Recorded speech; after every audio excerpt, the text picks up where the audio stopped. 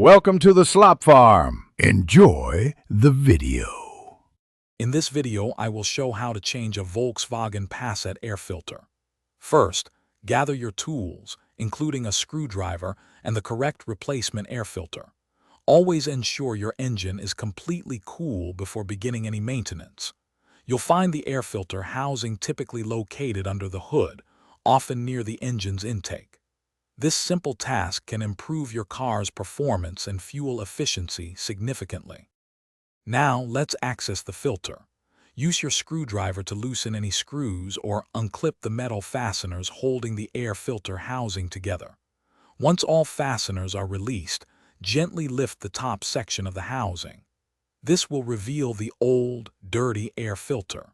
Take a moment to observe how the old filter is seated, as this will help you install the new one correctly. With the housing open, carefully remove the old air filter. You might notice it's quite dirty, which is normal. Before installing the new filter, take a moment to wipe away any leaves or debris inside the housing. Now, place the new air filter into the compartment, ensuring it sits snugly and in the same orientation as the one you removed. This ensures proper airflow. Finally, let's reassemble everything. Carefully lower the top half of the air filter housing back into place, aligning it properly. Reattach all the screws or clips you removed earlier, making sure they are snug and secure. Give everything a quick double check to ensure no fasteners are loose. Then, start your engine to confirm that everything sounds and feels right. Great job!